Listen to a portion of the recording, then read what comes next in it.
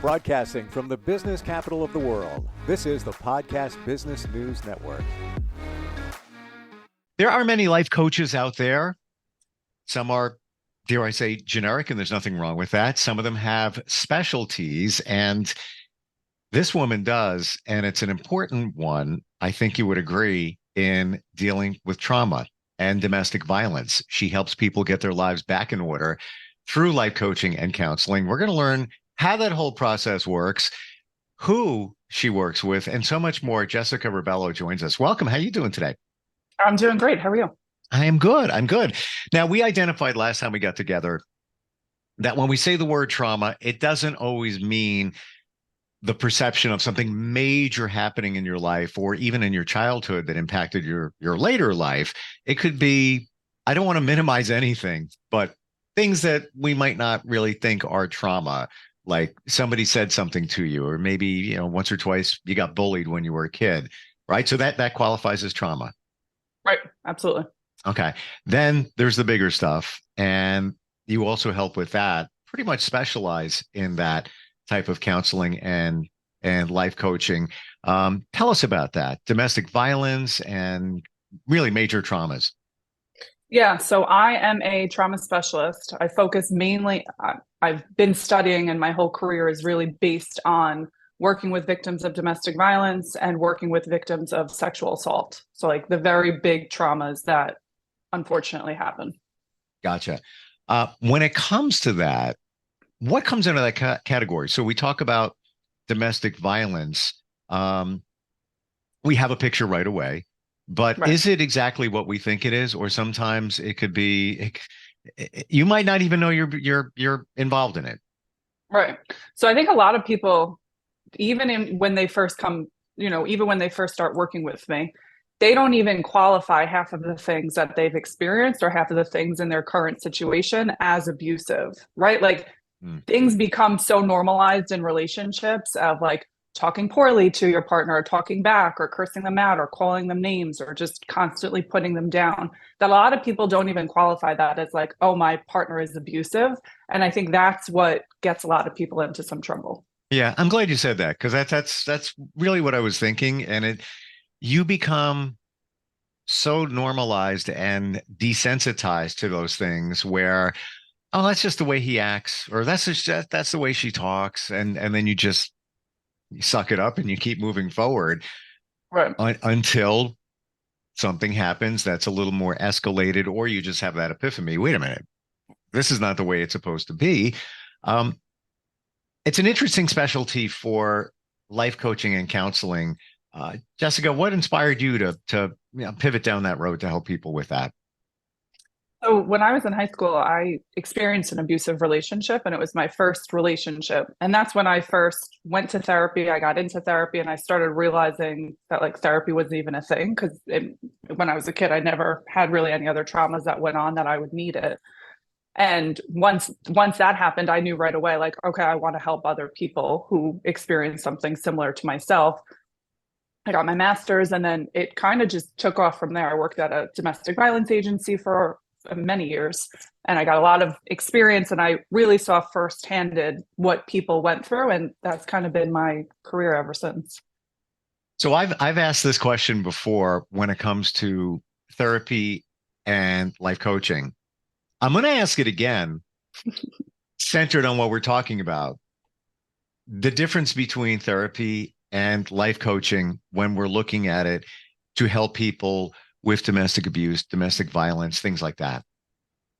So therapy comes in when someone wants to talk about the almost like the nitty gritties of what happened in their relationship and what their experience is and what they went through. And there's so much healing that has to take place, because there's so much self-ownership of like, this is part of my story, and this is something that I've gone through. And I work with some people who stay in the relationship, and I work with other people who leave their relationship, right? Like I never tell somebody what they have to do with their lives.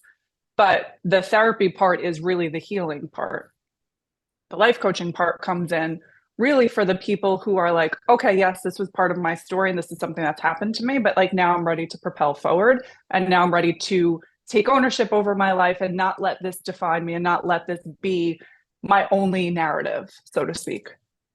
So when we say life coaching and we say counseling in terms of what you offer, what's the difference between those two?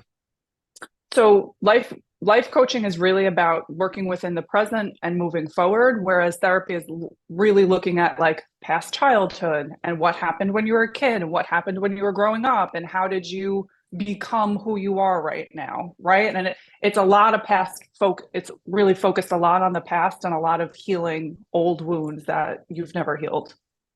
So counseling and therapy interchangeable, those two words? I think so. I think Okay. it can be. Yeah, Yeah. I think it can be. Yeah, looking at it from a distance, to me, counseling is a less committal word than therapy. Like it just, you know what I'm saying? It sounds less Yeah. serious. There's a place for all of them. And when you were a kid, when I was a kid, teenager, whatever, even back then when you said the word therapy, it's like, oh, wait a minute, Jessica has a problem. She's going to a therapist. Yeah. Yeah. Yeah, Now there's a huge stigma on I think specifically the word therapy. Yeah, like, outside. oh, what's wrong with you? Yeah. Why do you have to go to therapy? Yeah. Right. And 100%. now it's like, a badge of courage, which is great. Or your therapist is your friend. You refer to them by first name. Yeah, I'm gonna go talk to Mike, whatever it is. And it's all good. And it needs to get done. That being said, let's say you've gone through some domestic abuse, violence, whatever it might be, heavier stuff. Do you need to have therapy before you can do life coaching? I don't think you need to. I don't think it's a pre-requirement. However, most life coaches, if not all, there's no real accrediting board to be a life coach, right? Like you could wake up today and say, hey, I want to be a life coach. Whereas to be a therapist or to be a counselor, whatever it is, like you need to go through schooling, you need to get your master's, et cetera. So for someone who's never healed to jump right into life coaching, there just might be things that get triggered and your life coach might not know how to necessarily handle that or process that. So like that's my one gripe on like it might put you a little bit further back, but you still can. If you feel like you've healed on your own and you never needed to get assistance for it and you want to go to a life coach, yeah, that's totally fine. It really, I guess it depends on the person. Right, exactly. Does everybody need to heal from these situations? And what does heal mean? Oh, such a hard question. I know. I'm dropping us down that rabbit hole because I think it's important. That's okay. I think it's important. No, that's totally fun. I agree. I think everyone needs to heal, yes, because I think it's impossible that we could experience something so triggering and so traumatizing and it not affect us, right? I think that's impossible. I think big traumas like this make a lasting impact on us. And I think with that, it changes how we view the world and it changes how we operate within the world. And when that happens, that determines your whole forward step. And that determines you propelling forward in every decision you make. So I feel like you have to heal from that. And what healing means, to answer the second part of that question, is you have to take a label from it in a different way, right? Like your narrative. I use the word narrative a ton in my sessions of like, your narrative can't be I'm an abuse victim and this is what happened to me and that's why I'm like this, right? Like that's not a healthy narrative. A healthy narrative is like, yeah, that's something that's happened to me, but I'm okay with it and I've compartmentalized it and I've healed from it, meaning you've made peace with it. It's a neutral experience, not such a triggering experience, and I'm able to move forward. When somebody feels that they have healed, what does it feel like? Oh, it's like a new life. You get like a new start. It's genuinely a new existence. And especially with domestic violence, because something that gets taken away from people, and I think this is a part that some people don't understand, is like you lose your sense of safety and your sense of safety within the world, not just safety within a relationship, but just safety in every single day things like going to the food store, taking your dog for a walk, etc. And I think when you lose that safety, you lose a sense of self as well. That healing from that, like to feel safe again in the world, like it's a profound feeling that I feel like almost doesn't have words to it. And not just domestic violence and abuse, but just bad relationships. You lose your sense of identity, number one, your confidence, number two, and just like you said, you reframe your outlook on life. I don't want to use a cliche, but it's like you're a new person again when you finally gotten to that point where, oh, I got this. It's okay. All right. Yeah, Right. life is different. I'm not going to say that that's not going to happen, because when you get out of a relationship that doesn't support you, no matter what it is, you're leaving stuff behind. And sometimes it's kind of crappy because that's the life you built with somebody, and now you got to leave it behind. But when you go this way, now you find a new life, and not easy, but it happens, and it can Right. happen. Do Right. you find it's tough to explain? I'm asking this from myself, to explain to people what life can be like when they heal, because I've gone through stuff, even in my journey in the last 3 years, completely refocus things, and I have a totally different outlook, and it's all good. But when I try to explain that, even to people that are close to me, either if they're going through it or going through a challenge, it's hard for them to see it. So how do you help somebody see it? So I think a lot of people lose hope, right? Like hope that Mm. it's ever going to be different, and they feel like these feelings they're feeling or whatever position they're in is going to be a permanent position, and like feelings are fleeting, so that's not accurate. But there's so many clients I truly have lost count at this point in time that I've said like, okay, like we can heal. There's a potential in that. And so many, there's one I'm specifically thinking of that was like, it's never going to happen. I hear what you're saying, but it's never like Mm. they almost look at it as like there's no choice but for me to always feel this way or for me to always be dealing with this trauma. That you, I think it's like these little small victories, right? I'm big in my sessions with like 1%. If you feel 1% better or you're moving 1% in the right direction, that's Yep. a win, and we're gonna celebrate that win. I think the more experiences that people have of like small little victories and starting to slowly celebrate themselves and starting to slowly see the confidence within themselves and the resilience within themselves, then they start to see like, oh wow, this is actually something that's possible. 100%. And when you look at the small wins over a period of time, when you're working to heal and move your life forward, you look at 6 months, it's like, wow, I actually did quite a bit. I feel different from here to 6 months. I have a different outlook. No, I'm not here where I want to be or maybe need to be, but I did some cool stuff. I have somebody close to me who's in a relationship that is with somebody who is controlling. And she told me that she's, thinking of moving and, going to another state, change, big high rise, blah, blah, blah, sell a place here. And I said, okay, great. But everything you're dealing with now, Mhm. you're just taking with you to a warm state. So it'll be mid-December. You walk out on the terrace and it's 78 degrees. Ah, this is great. As you look, to the water, then you turn around and walk back in. It's the same as there's nothing changing. It's nothing Right. changing. So I think a lot of us think about band-aids, well, let me just do this. It'll change it up. Or let me do that. It's not. It's not going to make a Right. difference. Usually not. No, I totally agree with that because like you're you no matter where you are, right? Yep. And a lot of people think that like, oh, if I make these big changes or these big life adjustments, oh, if I just leave the job, then I'll be happier within my relationship. Or if I just do this, then I'll be happier doing this, or I'll be more fulfilled, etc. And no, I agree with you. You are Yeah. still you, no matter where. Yeah. And you may be you and, pretty good person, but then you're with somebody who doesn't support that. They're not going to change. And a lot of times couples have kids or have another Mhm. child thinking, oh, it's going to make it better. Or, let's move to another house. It'll make it better. It's not going to make it better unless you do the work. Right. And my take on on work, everything is work. It's just Right. like, it is. I Right. mean, made plans this weekend with a bunch of friends. It was work. Got a text this one. You guys sure you can meet there at 2 p.m.? Yeah. All right. What about you guys? Are you going to be late? Okay. I'll let the other ones know. It's a little bit of work. It was fun work, but it's work. Um, Right. what do you want people to know when they work with you? No, you're killing me with the hard questions today. I want people to know that they can move forward. I want people to know that they could turn the pain into power and they could propel forward and they not to lose hope, not to just settle for their current situation because it's something that they're used to or because it's something that they've spent time in. That like there's a very big possibility that we could change and we could make a better existence. It's unique what you do because it's the counseling side. So somebody could start with you there and then feel that, all right, over a period of time, I'm good. I got this.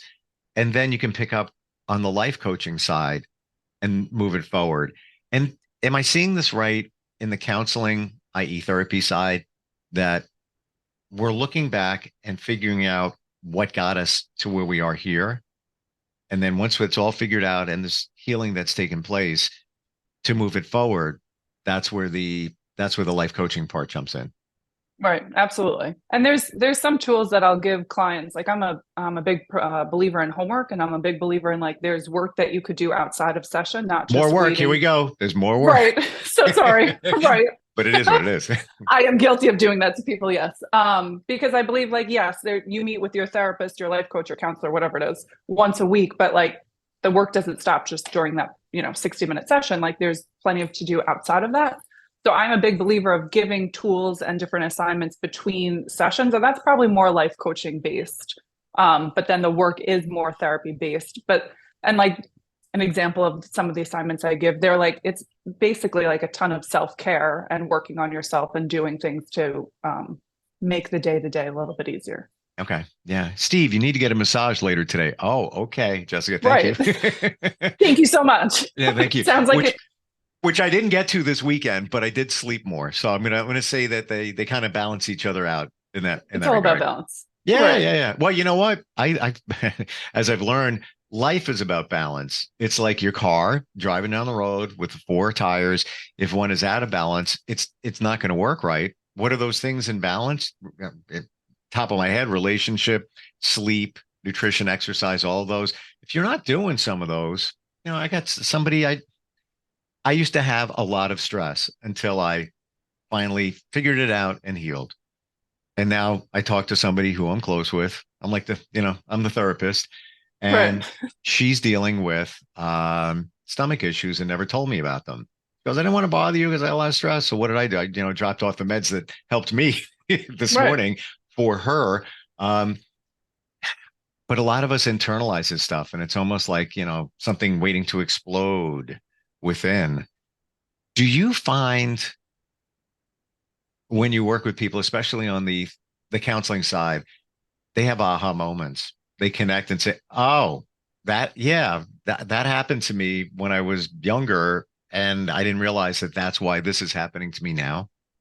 Yeah, absolutely. And I think those aha moments are the things that actually change us the most too. Because like we feel an aha moment, and we hold on to that aha moment. It's not something that's just a passing thought. That I think when people actually have that, like, oh wow, maybe my stomach has been hurting from all this stress, or maybe my stomach has been hurting because I haven't been taking care of myself for the last 5 years, etc. Yep. Right? Like we remember that life lesson in a sense of like, okay, this is now what I need to do to help that or fix that or whatever.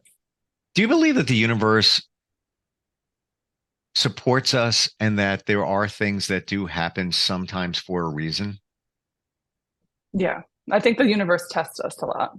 I think if we've experienced something, and I'm not saying this connected to domestic violence at all, but I think if we've experienced something and we didn't learn the lesson from it, I think the universe kind of puts something very similar in our path to see like, okay, will you learn the lesson this time, or will you make the same mistake? And I feel like that's kind of how we learn. I agree with you. And like I even experience it. I'll be very personal. I joined a men's group 3 weeks ago, and that was great on a recommendation. Yeah, great camaraderie. And there was a weekend that went with it, like a men's weekend once a year. And it just happened to be coming up. I always think things out. I always plan things out. I'm like, I'll just go. Other side of the country, traveling with strangers. But it all, I feel, worked out, learned a lot. The retreat was very impactful for relationships. There was one section there about, because it was all men, honoring your father, even if you didn't like him, even if there were issues and whatever it might be, to thank him. Because even if your dad didn't do the right thing, you learned from it. My dad passed when I was 21. Oh, so sorry. Thanks. He my parents got divorced when I was very young, so I wasn't super connected with him. And, I always think, maybe he could have done this, he could have done that, whatever it might be. No big animosity, but it's just, that was one healing thing that was floating out there that I never addressed. And then I thought about it. I was like, yeah, I guess I should. It came up by itself in this retreat. I wasn't even planning to even, and all the other men Go were into that. same thing. But then here's does it happen for a reason? The last day of the retreat, I realized, would have been his birthday. Oh my goodness. Oh, you gave me chills on that. Yeah. And here, I'm going to throw another one real quick. It's not about me, but it's like No, this you're one good. this one freaked me out over the weekend. The number 7-Eleven keeps coming up in my life, and I don't know why, and I can't figure it out. What is it? And then I figured it out. He died on 7-Eleven. And then I go to have dinner with a friend over the weekend, and I explain this whole thing to her, and she takes her phone and she says her brother said that 7-Eleven keeps coming up and he doesn't know why, and he's looking into it. It was almost like it was a mirror in my face. I haven't figured it all out yet. Oh my goodness. But she reached out of nowhere. Her mom passed away a couple of weeks ago, and she wanted to talk and get together. It was all great. We were close about a year and a half ago. But the 7-Eleven thing is like, I haven't figured it totally out, but I think it's a sign from my dad to take care of myself. It's almost like the universe is putting all of these little messages in front of you. And it's like, here it is. You have to grieve. You have to feel. You have to heal from this. And the universe sounds like it's not really giving you much of an option. It's just saying like, this is what we need you to do. And thank you for saying that. I totally agree. And the reason I brought it up is that the universe wants the best for all of us. It doesn't, if you do the right thing, it's gonna support you. But those things are there. You just need to see them. I never saw any of these signs, any of these messages, all of that. I probably would be in a different place now had I seen signs long ago, but that's all good. That's part of the process. But we're all stressed out, looking at social media, everything going on. You don't see them, but they're there. And now I see them. I think it also goes to like when you're ready. Right? Like if you're not ready to feel something or you're not ready to deal with something, it's not going to happen. And that wouldn't be, it wouldn't be helpful for you to deal with this 3, 4, 5 years ago, right? You weren't ready for it. You were ready now. And that's, I think why you're open to it. I believe you're right. Yeah. And it's what do they say? When the student is ready, the teacher shows up. Right. So I guess that's a part of it. I don't know. Well, somebody who's listening or watching may be ready. Have you gotten to the point in your life where it's like, why am I doing this? Why am I living with this person? Why, I'm not me anymore. How do they find you and how do they turn their pain into power? So they could go to my website, www.unleashpotentiallifecoaching.com. I'm on Instagram. I'm on Facebook. I'm on all the social media platforms. Gotcha. And free consult. Somebody just wants to start the dialogue just to see if it's a right fit. Yep, absolutely. I do a 30-minute free consult. They can talk about whatever they're going through, what their issues are, and just to make sure I'm a right fit for them as well. Awesome. Thank you for everything. Sorry for the tougher questions. But you were great. All good. No, it worked out perfect. And I'm trying to learn. I'm sure others are too. So wonderful. And looking forward next time we talk. Thank you. Thank you so much. Thanks. We'll be right back. Are you looking for even more of the podcasts and hosts that you love? The Podcast Business News Network is proud to announce that you now have even more ways to listen live. Check out the MyTuner Radio, online radio box, and Simple Radio apps on iOS and Android, or find us online. Search for Business News Network on mytuner-radio.com or search Podcast Business News Network on streama.com and onlineradiobox.com/US. Take your podcast on the go and don't miss a minute of the action.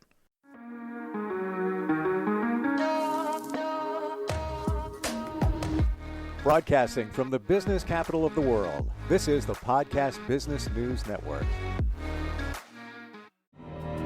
For nearly 2,000 severely injured veterans, everyday life has become filled with barriers. Day-to-day simple tasks can become pretty daunting. I have to carry my chair up 2 flights of steps or have somebody do it for me. What scares me the most is just the falling. When I'm struggling with my house, I think, to have that one great barrier just knocked down, it's crucial. Home for Our Troops is a wonderful nonprofit that builds a mortgage-free, fully adaptive, handicap-accessible house. And there's no catch. It'll be our very first home that we've ever owned. This is a game changer. This is where your life begins again. We need you to join us in completing this important mission. Please visit hfotusa.org and help build homes and rebuild lives. Because of you, everything's going to be okay.